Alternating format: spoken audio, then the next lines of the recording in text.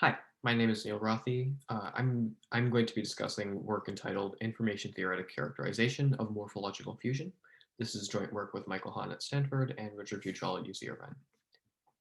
So traditionally, morphological typologists will group languages into two broad groups.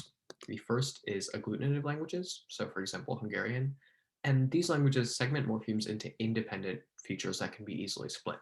So for example, we have the form embereknek, which can be easily split into ember, ek, and nek, where ember is person, ek is plural, and dative is nek.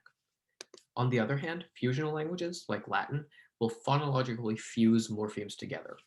So for example, we have servis, which splits into serv and is, where serv is servant and is dative plural. So here you see that the dative plural is all in one morpheme rather than split as in Hungarian. We also see that some linguists, for example, Greenberg 1960, have explained that the features employed here might be present to a greater or lesser degree, meaning that overall agglutination and fusion aren't necessarily categorical, but can better be thought of as a matter of degree. The rest of this talk is going to be devoted to our information-theoretic notion of fusion as a matter of degree. And yeah, so our core intuition is based off of fusion as predictability within a paradigm. So here we have the Latin nominal paradigm for serv and the Hungarian nominal paradigm for ember.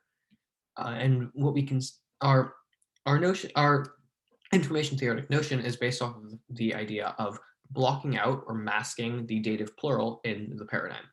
And where our goal now is to predict the dative plural based off of the rest of the paradigm. In Hungarian, this is a very simple task. You can see that nek corresponds to the dative and ek always corresponds to the plural, with the plural coming before the dative. Whereas in Latin, it's actually very difficult. There is no clear pattern. And thus we would have that servis has a very high fusion, whereas embereknek has a very low fusion. To formalize this, we have that a word is defined as a triple of a lexeme L, slot or feature combination sigma, and surface form W, with a paradigm M mapping from the slot to the word, to the surface form. So this formalization is taken from Cotterill et al. 2019. Our notion of fusion is that the fusion of a surface form W with slot sigma is equal to the surprisal of that surface form, given the rest of the language without any word in that slot, the slot, and then the lexeme. So essentially, we're masking the cell in the paradigm and then trying to predict the cell and taking its surprisal. So to empirically analyze this, we tested on 4 languages. Based on prior work, we expected Latin to have the highest fusions, then Hungarian, and then Turkish should be roughly equal to Quechua. We took paradigms from unimorph corpora, and we used an LSTM sequence-to-sequence model with attention to model probabilities. This is a morphological reinflection task, and sequence-to-sequence models are the best at doing this. We trained models for each slot in the language such that the input was the slot and the lexeme in characters, and the output was considered to be the surface form in characters. So we defined the estimated probability as the sum of the surprisals of the current character given the rest of the word, the lexeme in the slot. Similarly, this is similar to Wu et al. 2019, but instead we're masking slots instead of lexemes. So to handle syncretism, where some forms in a paradigm are going to be identical, we collapse syncretic forms into one slot. This is again similar to Wu et al. 2019. So for sigma equals dative plural in the Latin nominal paradigm here, the model wouldn't actually have access to, say, the form servis in the ablative plural, because it's equal to the dative. Otherwise, languages like Latin would have extremely low fusions, right? Because the dative plural is always identical to the ablative plural in Latin, it's actually very easy to predict it from the ablative plural. However, that doesn't necessarily mean it has a lower fusion. So our results actually align with traditional measures of fusion. So we had that Turkish and Quechua had the lowest overall fusions, then Latin verbs, then Hungarian, and then Latin nouns and adjectives.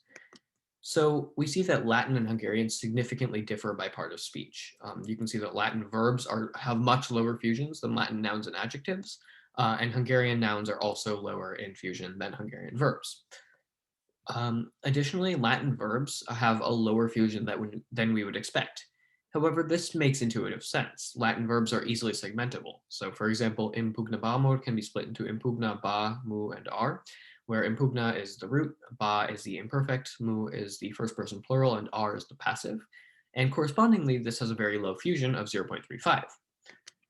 Additionally, Hungarian had slightly higher phrasals than we expected, but this can be accounted for by understanding the fact that Hungarian has sound changes. So for example, the form guboknal is actually split into gubo, ok, and na. But what happens is when you put gubo and ok together, the vowels coalesce, and so you just have guboknal. And thus this has a corresponding fusion of 12.20. So in conclusion, we've presented an information-theoretic measure of morphological fusion, and we've actually shown that this produces results that are very consistent with traditional analyses. We also found that fusion differs significantly by part of speech. So this actually very similarly to Haspelmath 2009's disproof of the agglutination hypothesis, which says that languages that are, agglutinative in one part of speech should be agglutinative in another. Haspelmath was able to show that this doesn't actually hold using traditional measures of fusion, and we've shown this again with our information-theoretic measure. In future work, we hope to do 4 things. So we want to extend this to more diverse morphological systems. Currently, we worked with very standard suffixing languages, so Quechua, Turkish, Latin, and Hungarian. We want to extend this to more different systems, such as Arabic, which has interflection, so that we can determine if we can actually use this measure across different types of morphological systems. We also want to examine the relationship between fusion and frequency. So similar to Cotterell et al. 2019's paper on the relationship between irregularity and frequency. Additionally, we would like to do a quantitative analysis of the historical development of fusion. So is the morphological cycle really empirically true, right? Do languages grow more fusional over time? Can we actually empirically test this?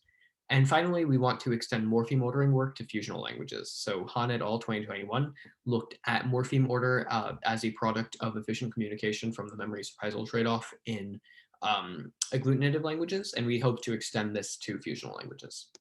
Thank you.